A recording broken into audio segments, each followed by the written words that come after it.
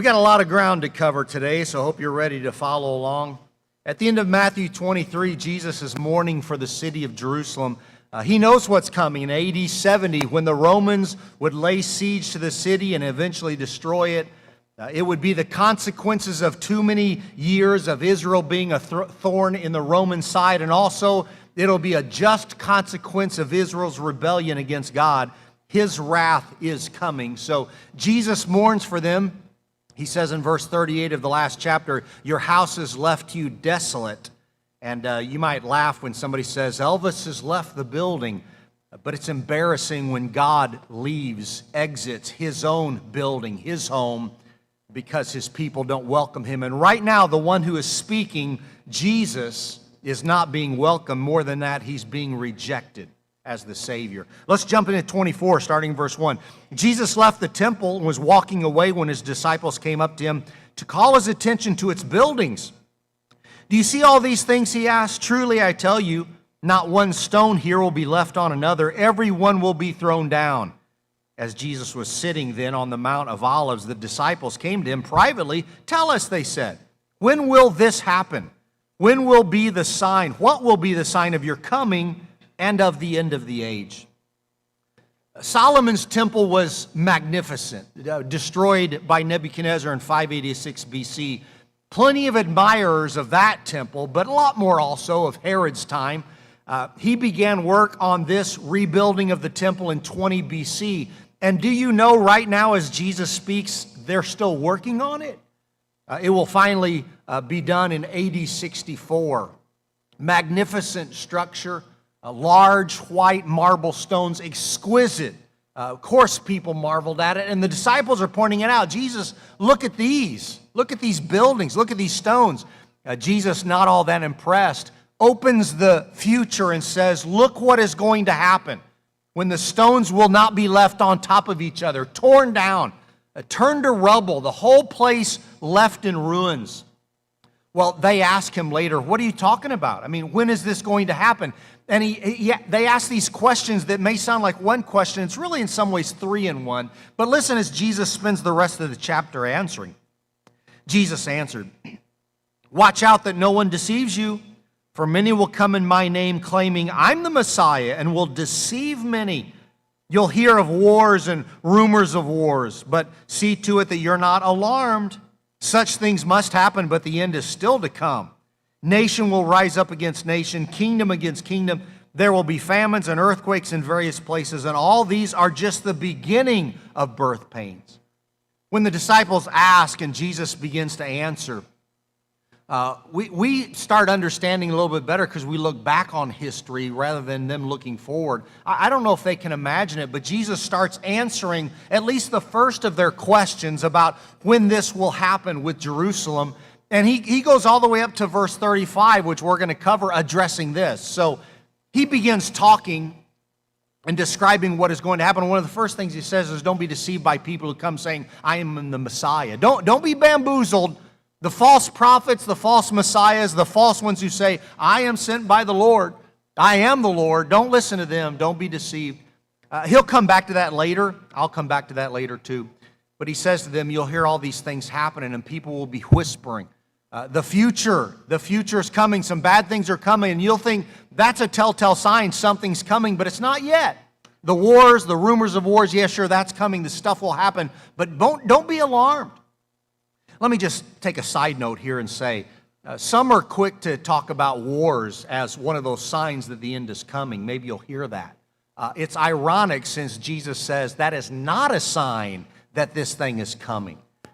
There will be famines and earthquakes, and that will keep happening. Hurricanes and floods, and you'll hear people saying, "Aha, that's a good sign the end is coming." But don't be deceived. He said it's not coming. Not that. I've been amazed in my lifetime to have heard some experts, so-called experts in religion or politics or science, who say the end is coming, and they predict that the earth will be destroyed by humanity, by a natural disaster, by an asteroid, by something. In recent years, some folks have predicted that the CO2 levels are going to raise to a level which will keep life unsustainable. The ozone layer will disappear, global warming and ice caps melting and sea levels rising, and it's sealing our fate. But let me just tell you this, they don't know. They think they know, but they don't. By the way, I think Christians should be responsible for this earth. We should be caretakers of all that God has given us, stewards as we were designed to be. But let me make a prediction today. Let me make a prediction. Write it down. Humans will not destroy the earth. God is quite capable of doing that if He chooses without our help. If He wants to save the earth or renew the earth or obliterate the earth in His timing, He can, and He will. If He chooses, He doesn't need our assistance in that. So I just think it's a little arrogant to believe we are going to be the ones who can do what only God can do. I've lived long enough to see people panic in all kinds of things like the climate change scare, global warming as they used to call it because it was warming, but I remember a time when it was cooling, so they said. It was April 28th, 1978, in Newsweek, one of the articles, they were fearing a mini ice age, and it was coming. You might remember that. And they feared that it would get so cold, the crops would be damaged, and the effects of that would be drought and catastrophic for the earth. Catastrophic, and they were wrong. Now the hype is that the earth is warming, so much so that it'll affect the crops and bring, well, you know the rest of the story, and they always use words like catastrophic, cataclysmic, and existential. Well, is the earth cooling or is it warming? I'm no scientist, but the answer to both is yes, it is. Depends on the place on earth, depends on the season of the year, depends on the year or the decade or the century. It will cool at times, it will warm at times. The seasons change and things move and change, but the sun, for whatever reason, still comes up in the east, still sets in the west, and will continue till God says, time to stop. I would say, I think it shows our self-importance and arrogance to hear us imagine that we could all on the earth grab hands, get enough money, and if we will just work hard with our experience and expertise and intelligence, we can cool or warm the whole atmosphere, even a degree. To me, is crazy. Crazy.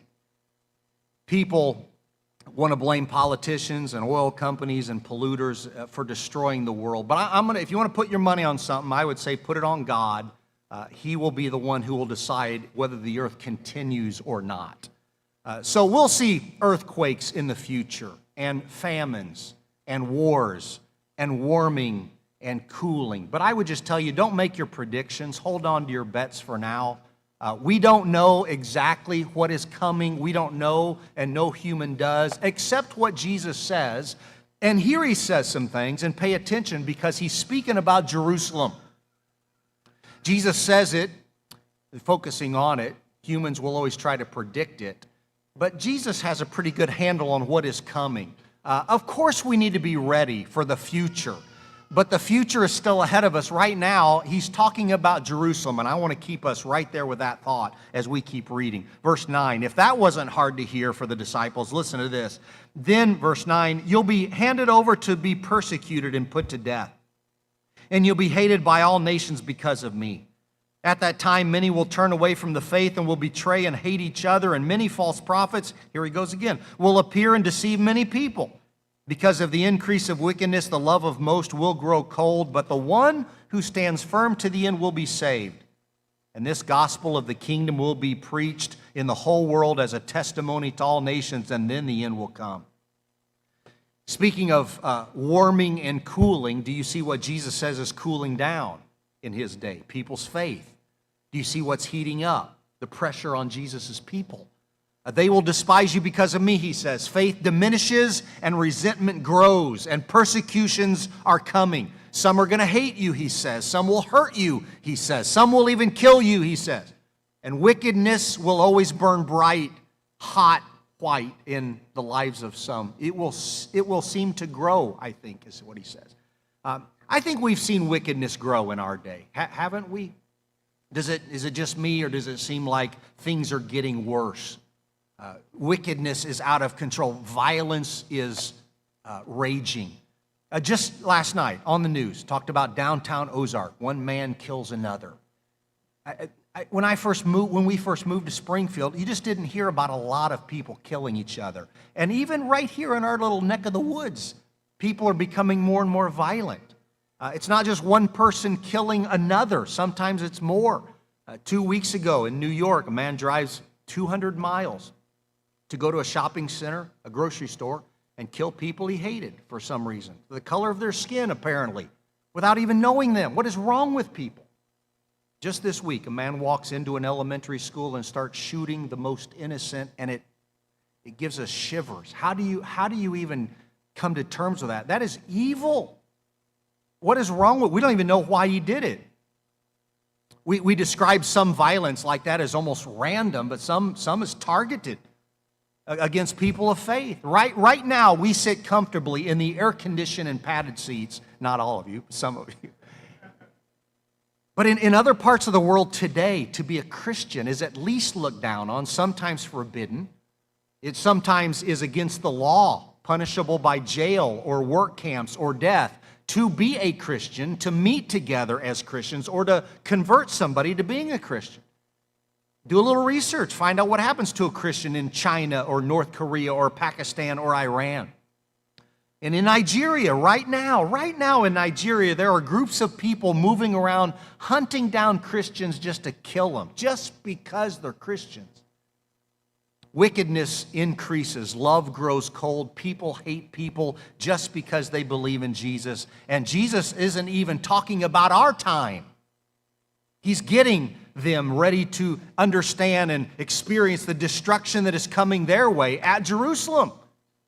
Jesus talks about the gospel being preached to the world. Maybe he means through the working of the Roman Empire, which at this time had influenced most of the modern world at the time.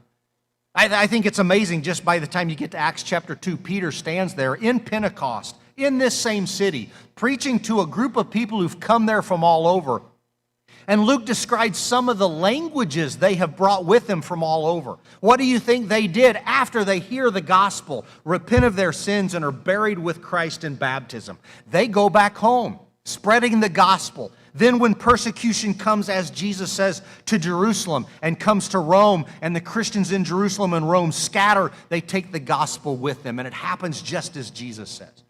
But he has more to say, and this is a large section. Stick with me. I got a lot to read. Verse 15. So when you see standing in the holy place the abomination that causes desolation, spoken of through the prophet Daniel, let the reader understand. Then let those who are in Judea flee to the mountains. Let no one on the housetop go down to take anything out of the house. Let no one in the field go back to get their cloak. How dreadful it will be in those days for pregnant women and nursing mothers. Pray that your flight won't take place in the winter or on Sabbath. For then there will be great distress, unequaled from the beginning of the world until now, and never to be equaled again. In those days, if those days had not been cut short, no one could have survived. But for the sake of the elect, those days will be shortened. At that time, if anyone says to you, look, here's the Messiah, or there he is, don't believe it. For false messiahs and false prophets will appear and perform great signs and wonders to deceive, if possible, even the elect, the saints. See, I've told you ahead of time. So if anyone tells you, there he is out in the wilderness, don't go out. Oh, here he is in the inner rooms, don't believe it. For as lightning that comes from the east is visible even to the west, so will the coming of the Son of Man be. Wherever there is a carcass, there the vultures will gather. Immediately after the distress of those days, the sun will be darkened and the moon will not give its light. The stars will fall from the sky and the heavenly bodies will be shaken. That's Old Testament language of judgment and the coming of the Lord. Verse 30, then will appear the sign of the Son of Man in heaven, and then all peoples of the earth will mourn when they see the Son of Man coming on the clouds of heaven with power and great glory. And he will send his angels with a loud trumpet call, and they'll gather his elect from the four winds, from one end of the heavens to the other. Now learn this lesson from the fig tree. As soon as its twigs get tender and its leaves come out, you know that summer is near. Even so, when you see all these things, you know that it is near, right at the door. Now, some people want to take this chapter so far and say, he's talking about the end of time. He's talking about the end of time, but he's not. Truly, I tell you, he says, this generation right here listening will certainly not pass away until all these things so far have happened. Heaven and earth will pass away. My words will never pass away. That's a lot of material. He quotes from Daniel, the abomination that causes desolation. And even back before this time, 167 BC, it shook the Jewish world when Antiochus Epiphanes set up this pagan altar at the temple site and roasted a pig to Zeus. Since then, there were these Jewish zealots and Roman dignitaries who at different times tried to desecrate the holy temple. But if you're wondering what he's referring to, I think it's better to go to Luke chapter 21 and see for yourself what he says. What is this coming? What is this coming? And Luke says, when you see Jerusalem encompassed with the armies. When Matthew says, let the reader understand, he's shaking the Christians saying, don't miss it, don't miss it. When you see those Roman armies coming, it's time to flee the city. Get out. When the Romans are marching toward Jerusalem to level it, you got to go. You don't want to stay in the city because those who stay in the city will suffer and die. And he's warning his followers, when they come, you run. Be prepared, watch, and then flee. Don't go back home. If you're out in the field, don't go to the city. If you're up on the roof, don't go down. Don't pack your bags, run. Head to the hills. It's going to be hard for pregnant women and nursing mothers. You don't want to go in the winter. You don't want to do it on Sabbath, but go. Whenever it comes, run. Don't take your time, flee. The church fathers, those are the guys who came after the apostles had died. They were kind of working their way into significance within the church. They were the ones who wrote and led. They call them church fathers. But you know, some of those said no Christians were hurt during the Roman siege of Jerusalem. I can't tell you that's true, but it's crazy, to think maybe the Christians did listen to Jesus and were watching. So when the Romans first came, they ran, and even if others didn't, they were saved. Did you notice he keeps coming back to the false messiahs and false prophets? It didn't take long after Jesus was gone for people to start coming saying, I'm somebody special. I'm sent from heaven. I'm an apostle. I am a prophet. I am the Messiah. In Acts 5, Gamaliel stands to address the Sanhedrin about the apostles. What do we do with them? And he says, some time ago Theudas appeared, claiming to be somebody. About 400 men rallied to him. He was killed, and all his followers were dispersed, and it came to nothing. So he said, leave the apostles alone. If it's from God, you can't stop it. If it's not from men, it's going to fizzle anyway. Acts 8, you hear about Simon. Acts 21, you hear about an Egyptian prophet. Josephus talked about Theudas. Said the military crushed him too, cut off his head and carried it back to town and squashed the whole thing. You may be interested to know these messiahs, even from Jesus' day till now, have been saying, look at us, we're something special. If you pay attention, you'll hear people even in our day. There was this book that was put together back in 2017, and it focused on 7 men in the world at the time who claimed to be the Messiah. Did you know this? The book was put together by a Norwegian photographer. It was titled The Last Testament, and maybe you've heard of some of these. So there was the taxi driver who was beaten for his claims, and then he claimed to be even higher than Jesus in the hierarchy of heaven. The former waiter in Brazil who went around dressed in a white robe and white crown, and his female followers pushed him around on this fringed red satin platform on wheels. There was the former politician in Japan who stood on top of his minivan and spoke through the speakers for everybody to hear his gospel. And the former jewelry salesman in South Africa who dubbed himself King of Kings and Lord of Lords. Yeah. In Siberia, there was a former Red Army officer and police officer. He was a self-appointed leader of a church of the Last Testament, had up to 10,000 devotees in the frozen Siberian forest, claimed to be the second coming of Christ. There was the ex-software manufacturer in Australia who said he was the reincarnation of Jesus, and his partner was the reincarnation of Mary Magdalene. On his blog, he said, just a little over 2,000 years ago, we arrived on the earth for the first time. There was the cross-dressing former British spy who said he was the Messiah, and sometimes he would preach as a cross-dressing alter ego Dolores. Shocking and strange and weird. Sounds like a joke, but Jesus said it's not unexpected. Jesus says those people will keep coming. and they will claim to be something. Look at me, listen to me. He said, don't look at them, don't go out to find them, and don't listen to them. They're trying to deceive you. Don't let them. There's a lot of material here, and I passed over some of it, but let me say a few things before we're done. First, we think of Jesus coming back to earth, and He will. We believe it. You should be ready because He is coming. Even the word Maranatha, or Maranatha as some say it, means the Lord is coming, or it can be a prayer, come, O Lord, come. But so far in this chapter, I believe Jesus is describing what is still going to happen in Jerusalem. He hasn't started really talking about the end, even though He's pointing to it. He's talking about what's going to happen for the Jews in Jerusalem in AD 70. So He tells them to be prepared, but He isn't yet speaking about that. So don't let people deceive you, because there's some churches who love to jump to chapter 24 and say all of this is about the future, about the coming back of the Lord. He's coming. But don't let them deceive you, and don't make any predictions about what you think you know. Another thing, second thing, I don't know what's going to happen in our lifetime. I am no prophet. Some fear what is going to happen in our country. It may fail. Maybe someday America will cease to exist. I don't know. Some fear what will happen in our world, that an A-bomb or the world war will end everything. And some fear what was going to happen just in the lifetime of their children or grandchildren or great-grandchildren. Some fear the end of the world. It's coming, and they fear. Let's remind ourselves just reading this. The future is hard, and sometimes we're not going to know some things unless Jesus tells us. So let's not be so certain that we think we know. Let's just be prepared. And the better thing, for those of us who trust in Jesus and don't know the future, we have one job to do. Stand firm.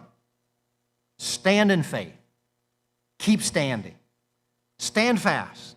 Stand strong, even when life is difficult, especially when the future is uncertain. Keep standing. And if things get worse, and they might, or they get better, our job is to stand. Stand in the footsteps of Jesus Christ, and don't let anything move you. Some look at this chapter like a puzzle to solve. Get out your mystery pen and the magnifying glass that shows some hidden figures. It's not a puzzle. Jesus is warning, speaking about the future. But He is wanting us to do something, not just listen and try to figure it out. Hare says, although he speaks of these... let me just read it. It speaks of a series of future events, climax in the arrival of Jesus in glory. His emphasis is on the exhortation to faithfulness, not on the disclosure of heavenly secrets. I know some of this can be confusing. Some of us are wondering some of this, what does that mean? And I'm with you on some of this. But let me read what Wright says, because I like this. It has echoes for us, not just the Jews at that time looking to AD 70. Echoes of meaning rumble on in every successive generation of Christians. We too are called to be faithful, to hold on and not be alarmed. We too may be called to live through troubled times that last till the end. We too may see the destruction of some things. Our calling is to hold on to Jesus Himself, to continue to trust Him, to believe that the one who was vindicated by God in the first century will one day be vindicated again before the whole world. We too are called to live with the birth pangs of God's new age, and to trust that in His good time, the new world, His kingdom, will be born. The last thing before we're done. This is so simple, but I think you know it, but let me say it. There's one thing Matthew has been pointing out since he started writing his gospel. All of these words and all of these chapters, but one thing and one point and one that matters, and it's not a what, it's a who. No matter what is happening in our world or in our country, one matters more than anything else. So if things keep getting better, okay. If they keep getting worse, okay. There is one thing that will carry us, give us hope, provide us meaning and purpose, and it is not a what, it is a who, it's Jesus. And all of this, all of His gospel and this whole book, the Bible, points to Him. He's the centerpiece on the table.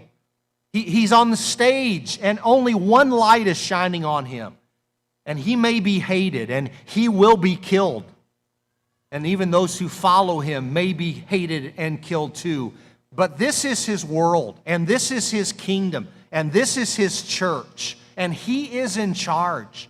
So it may seem like our world is going crazy, and there are times I think too, people are losing their minds.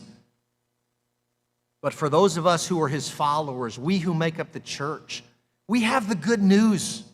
We have heard it and believed it and been saved by it, but they still need to hear it.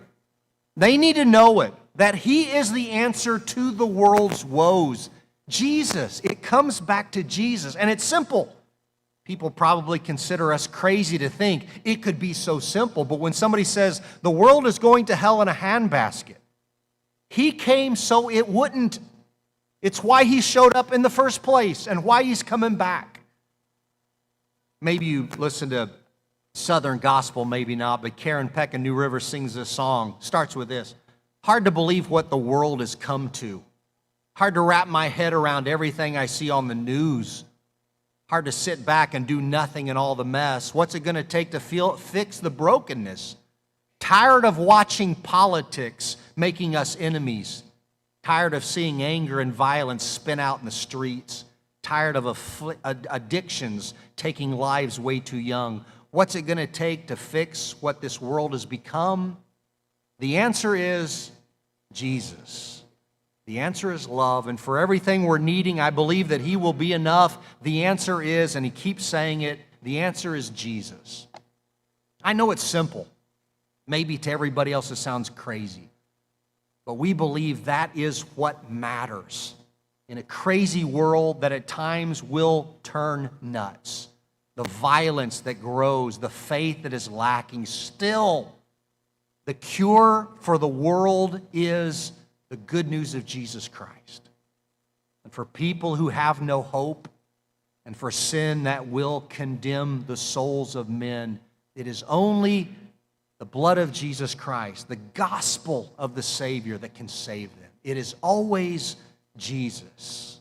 And I hope we are always thankful for Him. I don't know what you might need, but let us know if we can help. Let's stand and sing this song.